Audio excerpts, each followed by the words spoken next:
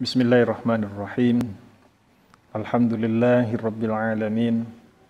Wassalatu wassalamu ala asyrafil anbiya'i wal mursalin wa ala alihi wa sahbihi ajma'in, amma ba'd. Para santri di Pondok Pesantren Hasbi, alhamdulillah pada kesempatan yang berbahagia ini kita bisa bertemu kembali melanjutkan tentang kajian kita, yaitu melanjutkan hadis Arba'in An-Nawawiyah yang disampaikan oleh Syekh Ibnu Rajab rahimahullah dalam kitabnya Jami'ul Ulum wal Hikam. Melanjutkan kajian pada hadis pertama, yaitu sampai pada kajian yang akan kita bahas, yaitu kalimat faman kanat hijratuhu ilallahi wa rasulih. Sabda Nabi Muhammad sallallahu alaihi wasallam ini, faman kanat hijratuhu ilallahi wa rasulihi fa hijratuhu ilallahi wa rasulih. Wa man kanat hijratuhu lidunya yusibuha aw imra'atin yankihuha fa hijratuhu ila ma hajara ilaihi.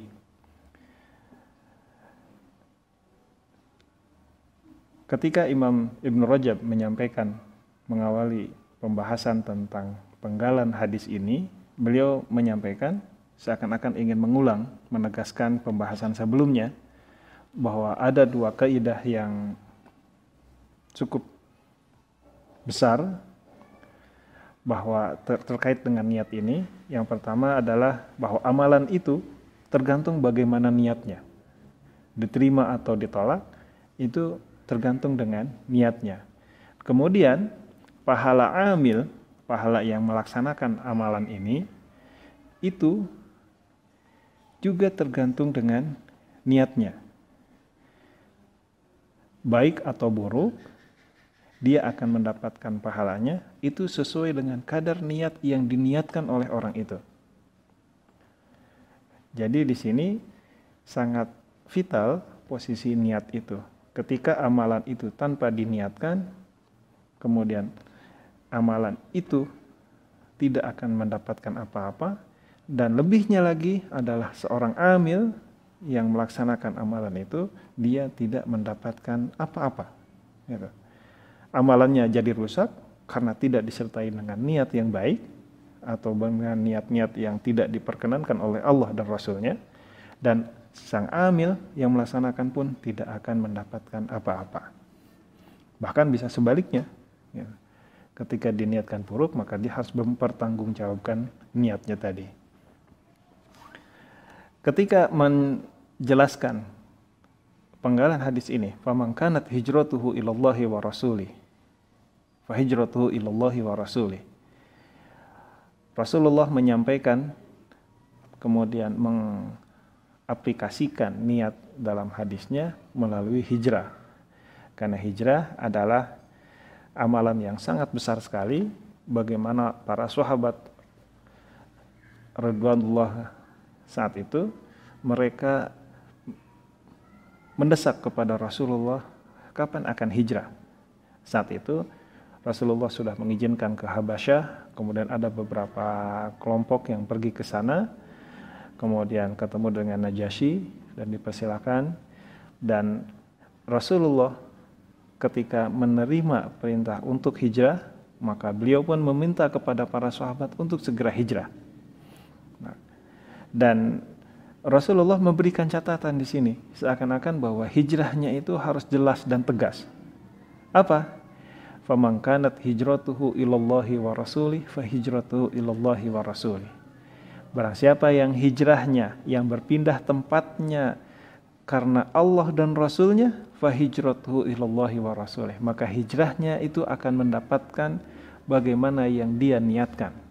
Seakan-akan bahwa Rasulullah mengetahui akan ragam niat yang nanti diniatkan oleh para muhajir. Dan ternyata disampaikan dalam ayat penggalan berikutnya, dalam penggalan sabda beliau, wa man kanat hijratuhu lidunya yusibuha aw imra'atin yankihuha fa hijratuhu ila ma hajara ilaihi. Barang siapa yang hijrah karena dunia, artinya dia pedagang, dia hijrah karena mungkin melihat potensi yang akan didapatkan nanti di sana, dia akan mendapatkan market yang besar, market yang baru, maka dia menemukan peluang untuk itu. Maka apa?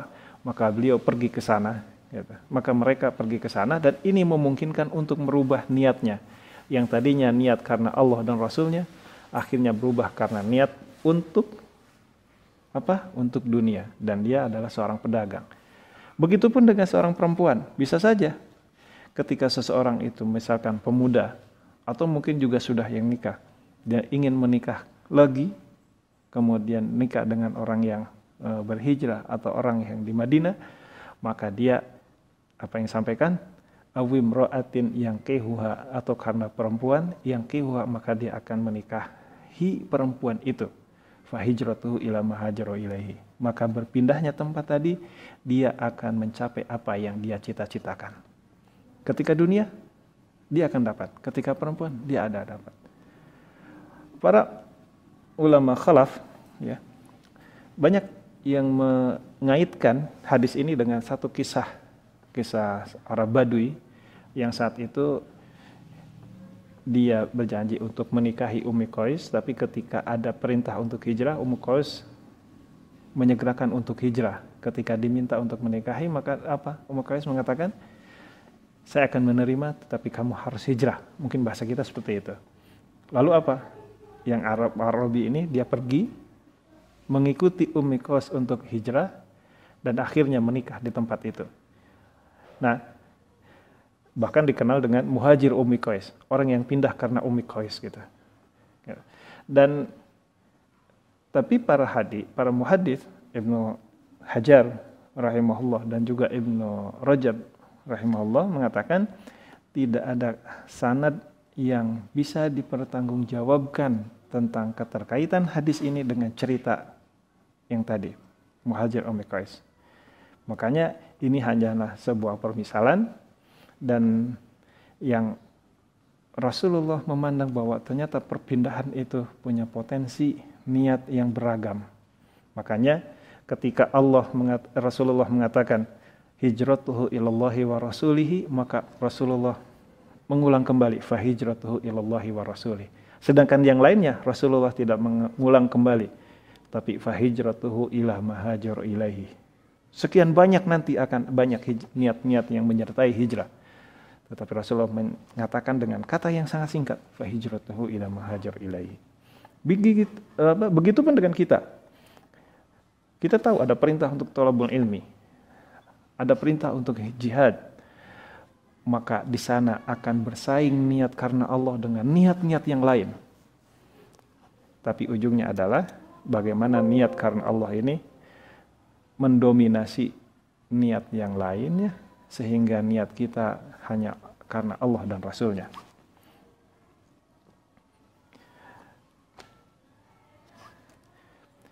Dan hijrah ini, para ulama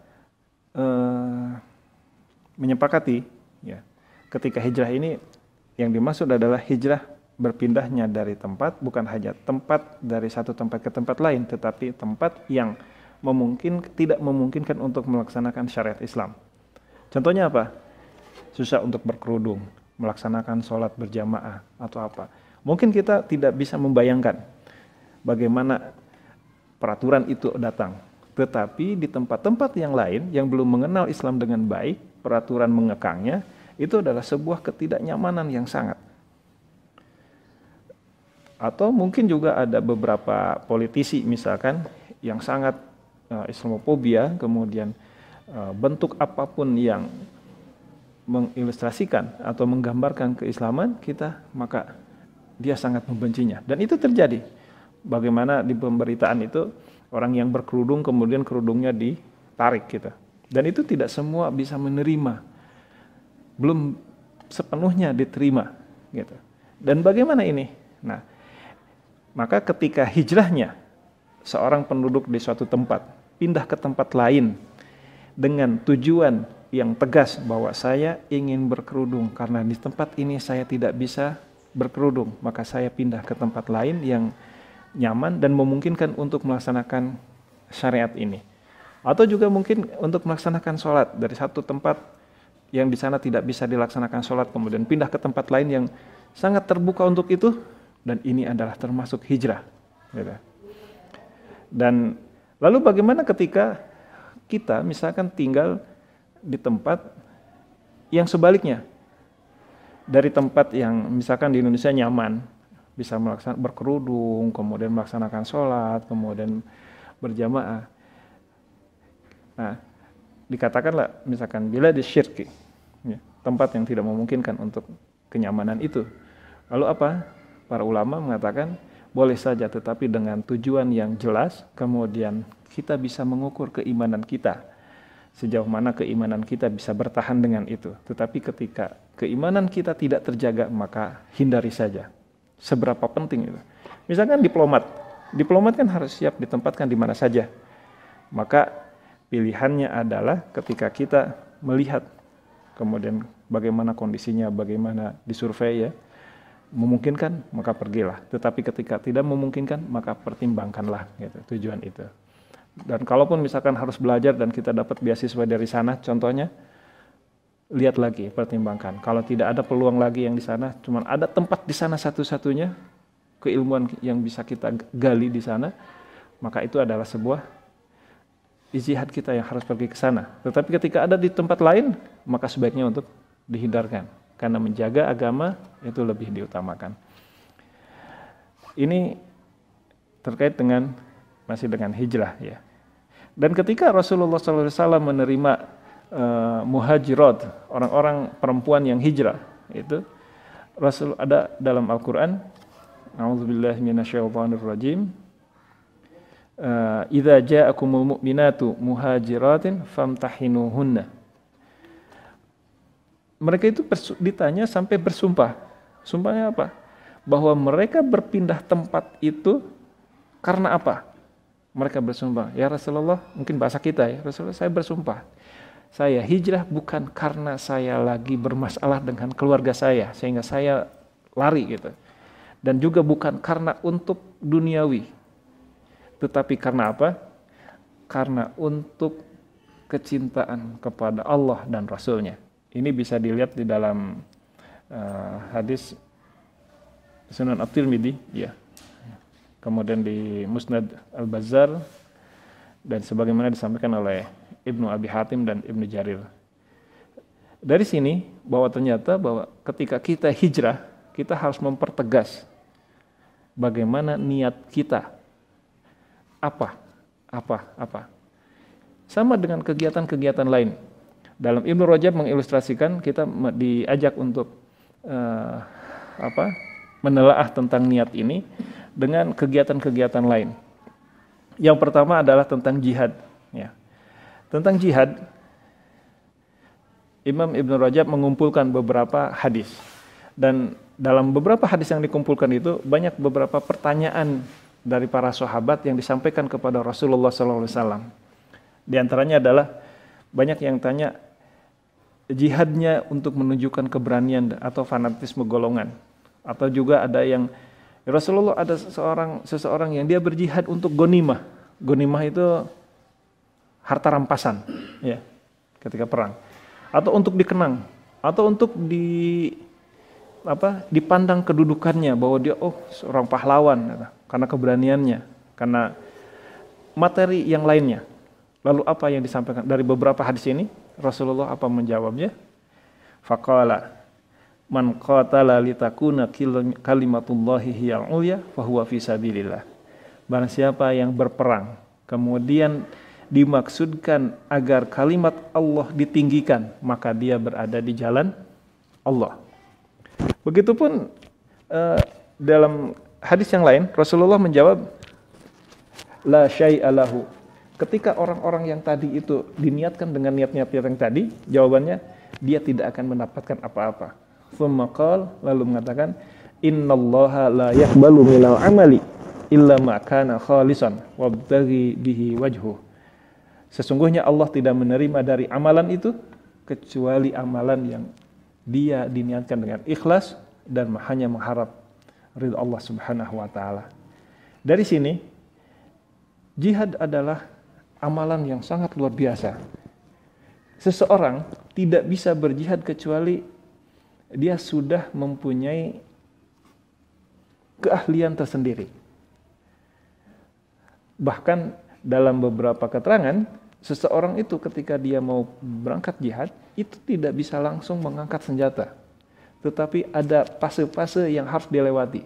Terutama adalah fase kesolehan pribadi. Bagaimana sholat malamnya, bagaimana tilawahnya, bagaimana istighfarnya, bagaimana taqarrub, tazkiyatun nafasnya. Dan itu semua. Dan itu tidak sebentar, cukup lama. Ketika itu pun setelah itu selesai, oke, lulus dari tazkiyatun nafasnya, kemudian amaliyah yaumiyahnya, lalu dia akan masuk pada fase dia di pembantu lah, bukan di medan yang di awal-awal. Bahkan ada misalkan bisa saja karena dia belum terbiasa dengan bunyi petasan, ya, bukan bom petasan mungkin, dia terbirit-birit lupa diri, bisa saja gitu. Dan itu adalah fase-fase, dan ini jihad adalah jihad yang sangat luar biasa, amalan luar biasa, tetapi apa? Rasulullah memperingatkannya bagaimana niatnya.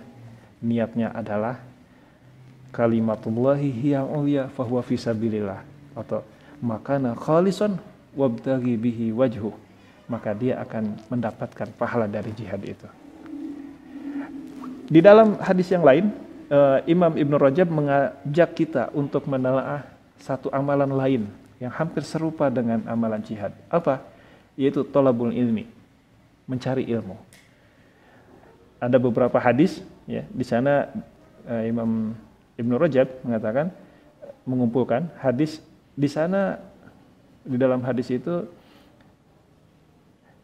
bagaimana peringatan dari Rasulullah SAW bahwa mencari ilmu itu jangan diniatkan untuk membantah-bantahan. Ketika kita punya ilmu, wah saya merasa punya ilmu, siapa orangnya? Yuk kita diajak jidal. Jidal itu diajak berdebat. Atau membodohi orang awam. Karena merasa lebih tahu, kemudian ada orang awam, akhirnya kamu itu belum tahu, kamu ini ada gini. Kemudian bangga dengan ilmu yang baru dia dapatkan. Atau sombong di depan ulama, gitu. Atau juga untuk mendapatkan pengaruh orang-orang di sekitarnya. Saya punya keilmuan yang tinggi nih. Kemudian ikuti apa yang saya yang saya dapatkan, saya katakan. Gitu. Dan peringatan itu apa yang di ujungnya? Di antaranya adalah tidak bisa mencium baunya surga. Sedangkan mencari ilmu itu kan bukan sebentar. Lama, belum pembiayaan yang harus dikeluarkan. Biaya makan, biaya waktu, biaya ini. Kalau dijadikan modal untuk usaha, mungkin dia bisa akan mendapatkan untung. Nah, apalagi di hadis yang lain, Rasulullah mengatakan, Allah akan masukkan ke dalam neraka. Hanya gara-gara apa? Gara-gara niatnya yang tidak lurus, yang tidak benar, dan tidak diridhoi Allah Subhanahu wa Ta'ala. Dan inilah dalam satu hadis disampaikan oleh Rasulullah SAW dan pernah didengar oleh salah satu khalifah Bani Umayyah. Ketika mendengar hadis ini, dia sampai pingsan, kemudian dia mengatakan, Shadaqallahu wa rasuluh. Gitu. Lalu apa hadis itu? Ternyata hadis itu bercerita bahwa di hari nanti, di hari kiamat itu, ada 3 orang yang akan diadili lebih awal. Siapa mereka? Mereka adalah orang-orang yang syahid, orang-orang yang ahli ilmu, dan orang-orang para dermawan. Kenapa? Karena ternyata mereka itu ketika ditunjukkan, bukan karena Allah. Kamu syahid bukan karenaku, tetapi kamu bohong. Kamu syahid berperang karena biar dikatakan sebagai pemberani.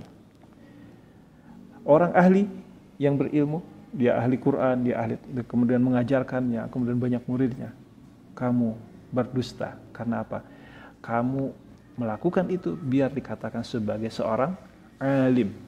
Maka dia akhirnya dimasukkan ke dalam neraka. Begitupun dengan orang yang dilimpahi dengan harta yang banyak, dermawan, banyak berinfak kemana-kemana. Apa dikatakan? Kadzabta. Kamu telah berbohong. Karena kamu melakukan itu biar kamu dibilang, disebut sebagai orang yang paling dermawan. Akhirnya apa? Masuk ke dalam surga. Makanya, lalu masuk ke dalam neraka. Makanya, hanya karena niat. Lagi-lagi karena niat. Ketika niat tidak lurus, maka peringatan Allah sangat tegas, masuk ke dalam neraka. Dan ini seberapa besar amanah yang kita dapatkan, maka kita harus menjaganya dengan sekuat tenaga, apapun itu. Sebagaimana Khalifah Bani Umayyah ini, dia begitu mendengar hadis ini, dia langsung pingsan, dan ketika sadar, ya Allah, betapa besarnya peringatan darimu ya Allah, melalui Rasul Nabi Muhammad SAW. Dan godaan itu ketika kita melaksanakan, diantaranya adalah riya. Riya itu kalau orang munafik itu sangat dikenal sekali. Salah satunya adalah di dalam Al-Quran, a'udzubillahi minasyaitonirrajim, wa idza qamu ila sholati qamu kusala yura'unan nasa. Ketika mereka melaksanakan sholat, mereka bermalas-malasan, kemudian dia hanya untuk dilihat oleh manusia bahwa dia melaksanakan sholat. Ada juga di dalam surat Al-Ma'un, ya, fawailul lil musallin alladzina hum an sholatihim sahun alladzina hum yura'un. Lagi-lagi di sini adalah riya. Kenapa? Karena riya ini adalah, dalam hadis yang lain, itu adalah asyirku asghar, syirik yang kecil. Syirik itu apa? Menyekutukan Allah. Kenapa? Karena ketika kita melaksanakan satu amalan, yang diminta itu adalah ikhlas, bukan karena yang lainnya, tapi karena Allah Subhanahu wa Ta'ala. Tapi setan itu begitu halus, begitu lembut, sehingga niat kita itu kalau nyabut pohon mah diudak-udaknya, diuger-uger, bagaimana bisa lepas. Begitupun dengan niat, setan itu tidak akan pernah diam. Niat itu digoyang-goyang, gimana, diputar gimana, biar lepas dari tanah. Dan ternyata salah satu yang banyak mengganggu adalah riya. Para ulama sepakat ketika amalan disertai dengan riya, maka itu tertolak. Lalu bagaimana ketika di awalnya niat khalis? Misalkan ketika sholat, ketika mau pertama dia ikhlas, tidak ada rasa riya di dalam diri kita. Lalu tiba-tiba karena kita tahu, oh di samping saya ada bos saya gitu, atau oh mungkin ini calon mertua biasanya gitu, wah saya harus membagus-baguskan. Nah, ketika itu muncul, sedangkan kita sudah mengawalinya, maka apa kewajiban kita? Apa mengulangnya kembali atau melanjutkan? Melanjutkan, tetapi berusaha untuk meluruskan niat kita. Jangan sampai terganggu atau tergoda dengan niat kita, dengan niat dengan riya tadi. Maka luruskanlah, dan para ulama mengatakan pahalanya mendapatkan karena niat di awalnya apa yang ditegaskan di awal. Berbeda ketika wah ini ada bos kita di awal mau sholat, saya mau sholat betul-betul gitu. Itu akan terganggu, dan itu adalah godaannya ketika kita melaksanakan amalan itu. Apapun amalan itu, kebaikan sekecil apapun, ketika ada riya maka itu akan menjadi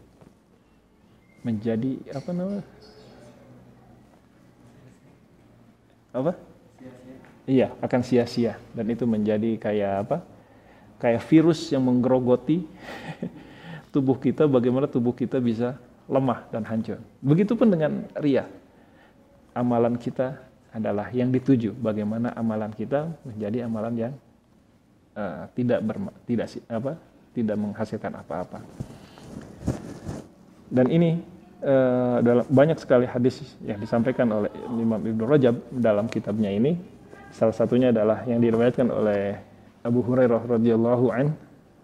Beliau mengatakan dalam hadis qudsi, qala Allah tabaraka wa taala, ana aghna syuraka 'anis syirki man 'amila 'amalan asyraka fihi ma'i ghairi taraktuhu wa syirkahu. Ini adalah salah satu peringatan bahwa ketika kita menyertakan Allah dalam niat kita, ya, niat-niat yang lain, salah satunya adalah riya, maka itu termasuk dalam syirik, gitu. Dari sini banyak sekali pembahasan yang disampaikan di dalam Jami' Ulum wal Hikam tentang riya ini. Salah satunya adalah yang mungkin lebih penting adalah bagaimana kita mencoba terus meluruskan tentang niat kita. Ya. Dan ketika lillah di awal, lalu diikuti dengan riya, maka luruskan segera gitu, dan hilangkan riya itu. Tapi ada juga mengatakan, salah satunya Ibnu Jarir At-Tabari mengatakan, ketika amalan itu adalah satu keamalan kesatuan, misalkan sholat. Sholat itu kan dimulai dari takbir sampai salam. Dan itu satu kesatuan yang panjang. Maka ini dilihat dari awalnya. Dan ketika ada riya maka harus segera dihilangkan. Tapi ketika ada amalan-amalan yang terpisah, misalkan kayak zikir, infak, sedekah, dan itu harus dimulai lagi dari awal, mulai dari awal gitu. Karena zikir itu kan ketika zikir hanya mengatakan la ilaha illallah di awal, kemudian berulang-ulang dan itu terpisah, bukan satu kesatuan yang harus misalkan harus 10 kali atau berapa kali gitu. Dan itu yang harus diperhatikan. Begitupun dengan haji ya. Haji itu kan diawali dari talbiyah sampai ke wada. Maka itu harus dijaga niat itu. Dan ini yang paling berat. Begitupun dengan jihad. Jihad itu kan dari awal mulai pergi sampai dia pulang kembali dibubarkan oleh pasukan itu dibubarkan. Maka saat itulah perjalanan itu sejauh itu pula lah kita harus menjaga niat itu. Ketika sejauh itu pula maka insya Allah pahala yang kita dapatkan sesuai dengan apa yang kita pertahankan dan kita junjung tinggi, yaitu niat lillahi ta'ala. Kemudian di akhir bab ini Imam Ibnu Rajab menyampaikan dalam niat yang banyak disinggung oleh fuqaha, ahli fikih.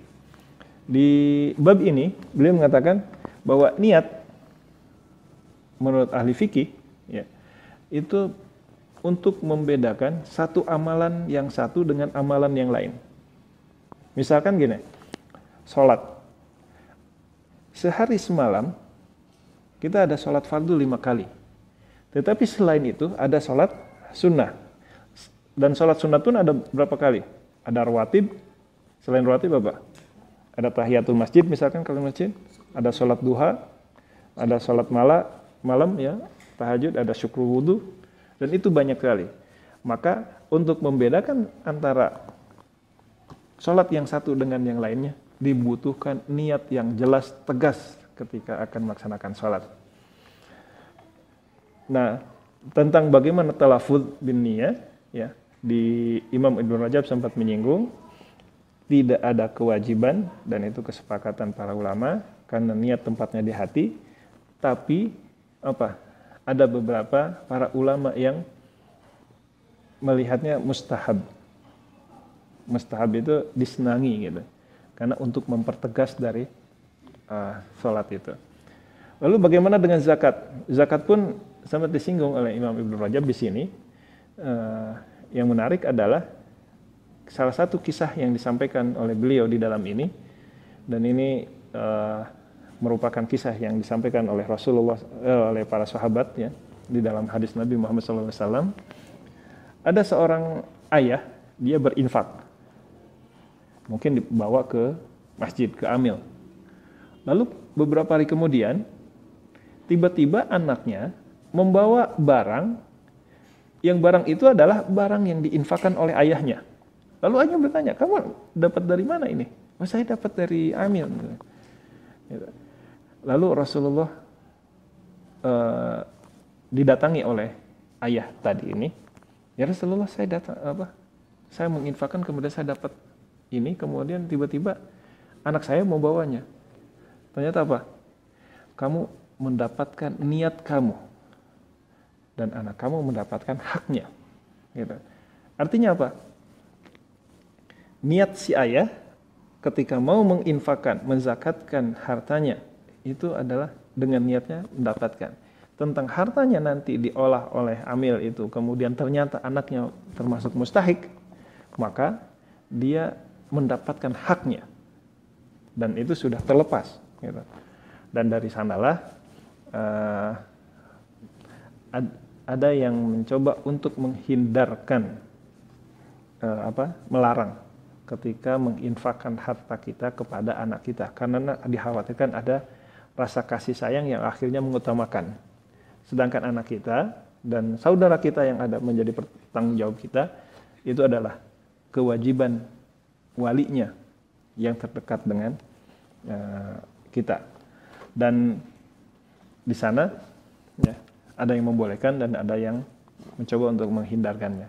Begitupun dengan amalan lain yang disinggung dalam niat ini adalah tentang puasa.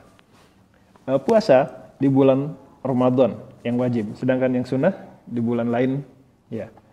Dan tidak ada puasa sunnah di bulan Ramadan. Kira-kira perlu nggak niat? Karena di bulan Ramadan tidak ada yang puasa.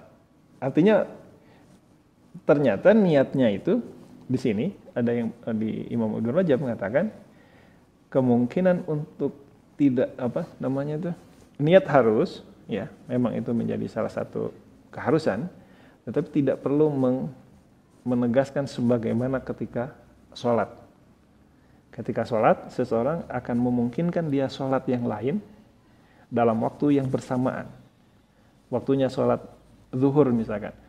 Ini sholat apa? Oh, dia sholat qobliyah sebelum zuhur. Oh iya, sholat ba'diyah karena dia setelah sholat zuhur. Tetapi ketika puasa di bulan Ramadan tidak memungkinkan puasa yang lain kecuali puasa Ramadan. Begitupun dengan yang disinggung oleh Imam Ibnu Rajab di dalam pembahasannya tentang haji. Dikisahkan di dalam sebuah hadis Rasulullah bertemu dengan seseorang, tidak dijelaskan siapa. Dia mengatakan dia berniat untuk haji. Kemudian ditanya oleh Rasulullah, kamu niat untuk diri kamu atau untuk orang lain? Untuk orang lain. Tapi apa kata beliau? Hajikan dulu diri kamu, lalu untuk orang lain. Kira-kira memungkinkan nggak dalam satu waktu? Tidak. Karena haji untuk pribadi itu harus khusus, baru setelah itu haji menghajikan orang lain di waktu yang lain, artinya di musim haji yang lain. Misalkan haji keduanya, haji ketiganya baru boleh menghajikan untuk orang lain. Gitu.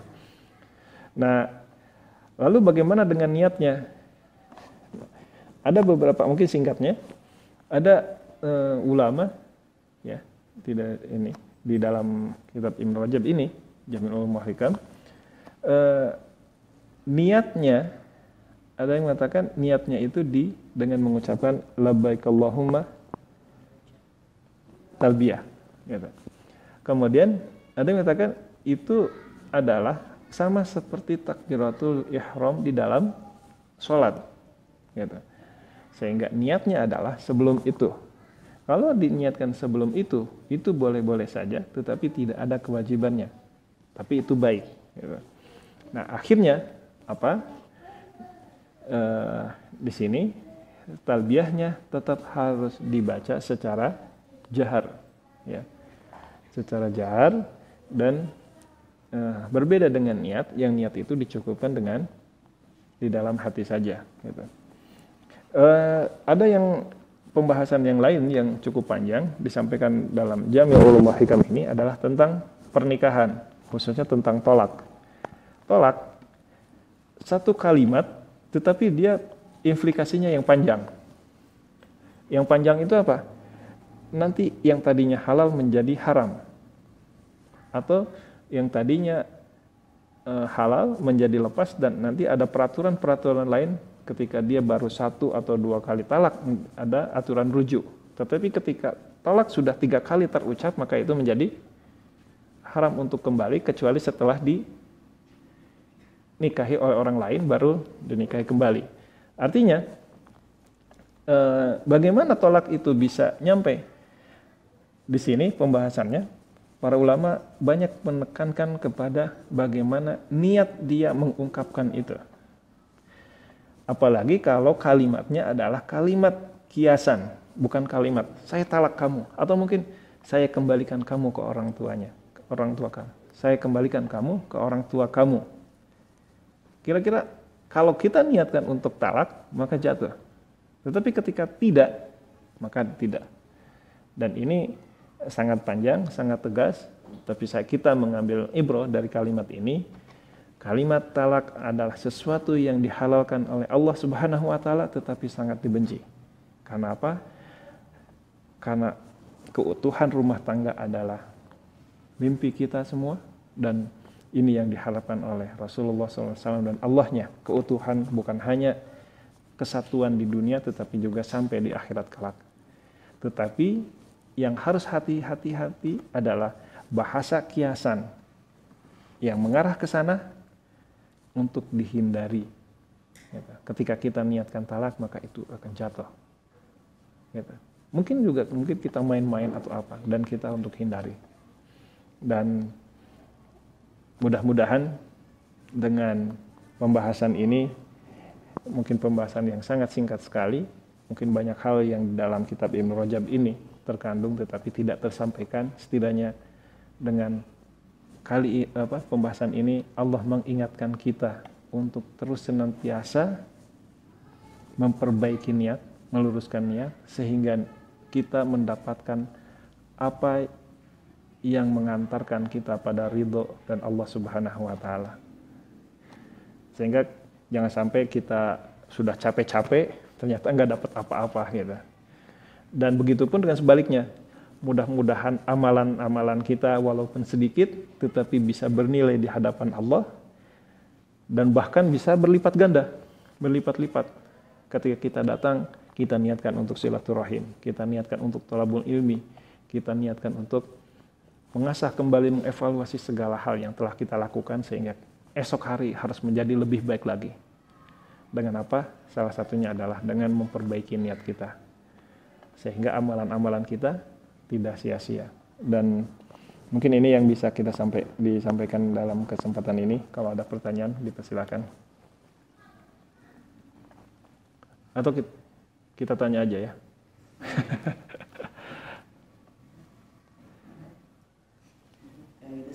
Kalau alat main-main, apa itu udah jatuh enggak?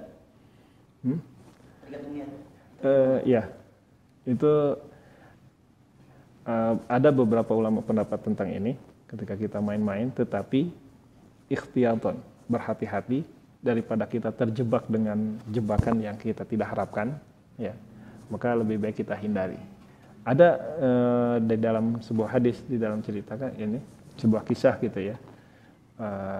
Mungkin bahasa saya adalah ada seorang ibu gitu, pingin dipanggil gitu. Ternyata panggilannya kurang enak didengar. Akhirnya saya tidak ridho dengan panggilan kamu, panggilan yang dipanggilkan, sampai kamu mentalak saya gitu. Akhirnya ya saya lepaskan kamu gitu.